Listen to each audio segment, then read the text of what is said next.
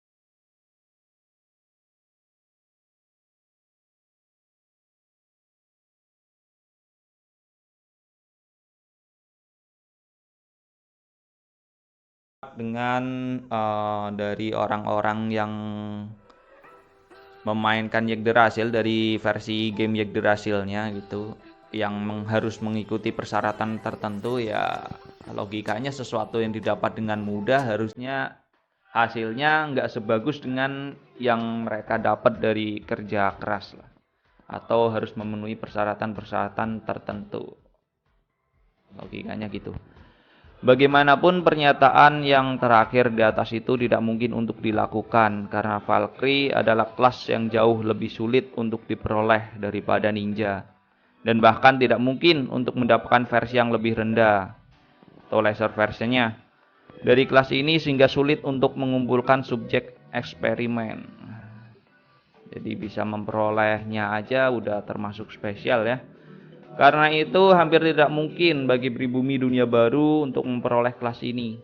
Bahkan dengan bantuan seseorang yang memiliki pengetahuan luas tentang Yggdrasil.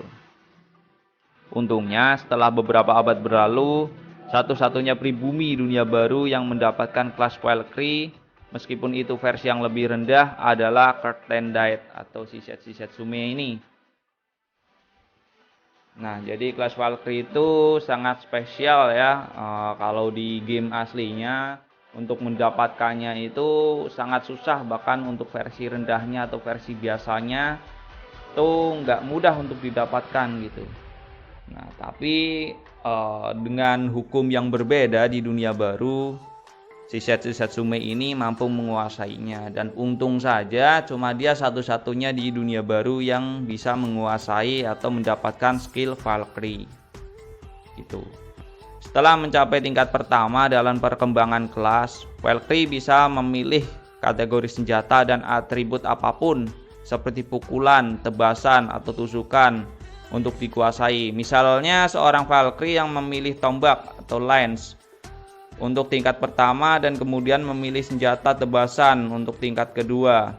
Sebagai hasilnya, dia akan bisa menggunakan segala jenis tombak dan senjata yang memiliki atribut tebasan. Tapi dalam kasus ini kemampuan Enhyer akan dilemahkan. Tetap saja Curtain Death mengabaikan kelemahan ini supaya dia bisa menggunakan berbagai jenis senjata yang memiliki secret guts. Ini memungkinkan karena talent bawahannya adalah kemampuan yang mirip psikometri. Dan meskipun dia mengabaikan kelemahan tersebut, dia menilai kalau akan lebih bermanfaat jika dia bisa menguasai berbagai jenis senjata. Dia bahkan juga bisa menggunakan Divine Magic hingga tingkat 3. Tapi dia sendiri tidak terlalu bergantung pada itu dalam pertempuran. Daripada menggunakan suatu buff untuk dirinya sendiri, dia lebih memilih menggunakan sihir penyembuh heal dan memulihkan diri dari status abnormal saja recovery. Dia menyadari kekuatannya sendiri kalau manfaat dari sihir itu tidak terlalu berguna. Tetapi itu adalah kesalahan fatal untuk tidak menyadari bahwa itu akan menyebabkan kelemahan dalam bentuk kurangnya pengalaman. Jika saja dia bisa mengebuff dirinya dengan Divine Magic, mungkin dia bisa mengimbangi pertarungannya dengan Mare. Kelemahan dari si Setsu Satsume ini sendiri sebenarnya ada di pengalaman dia dalam pertempuran ya. Tentunya dengan orang-orang kuat yang dari game Yggdrasil.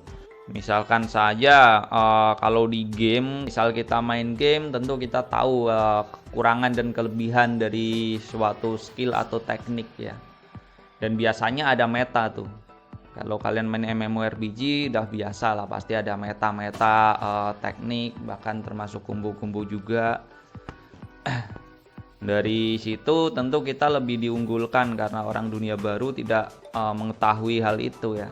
Kayak Setsu Satsume contohnya, dia bahkan lebih memilih untuk ambil skill kayak recovery dan healing ya, yang mungkin buat yang main gamenya itu nggak terlalu worth it untuk diambil. Dan karena kekurangan pengalamannya inilah dia jadi kalah dengan Mare. Mengapa Setsu memiliki skill ultimate milik Ainz? Jadi skill ultimate itu sebenarnya sesuatu yang sulit ya, yang benar-benar sulit didapatkan dalam game gitu. Soalnya kalau nggak salah skill spesial itu di game yang kita ketahui sejauh ini itu baru ada 3, yaitu World Champion yang dimiliki oleh Touch Me, terus Disaster itu yang dimiliki oleh Ulbert Olde, dan satunya lagi Eclipse ini yang dimiliki oleh Ainz Olgon. Dan untuk mendapatkan ketiga itu semuanya nggak mudah ya. Yuk lanjut ke pembahasan. Jadi mengapa Setsu memiliki skill ultimate milik Ainz? Kita bisa menjawab hal ini dengan mengacu pada clue deskripsi karakter di volume 16 yang tadi ya. Jadi tadi kan ada ya deskripsi kayak gini. Ini memungkinkan karena talent bawahannya Setsu adalah kemampuan yang mirip psikometri. Dan meskipun dia mengabaikan kelemahan tersebut, dia menilai kalau akan lebih bermanfaat jika dia bisa menguasai berbagai jenis senjata. Oke, kita fokus dalam sama kata psikometri ini atau talent bawaannya si Setsu ini.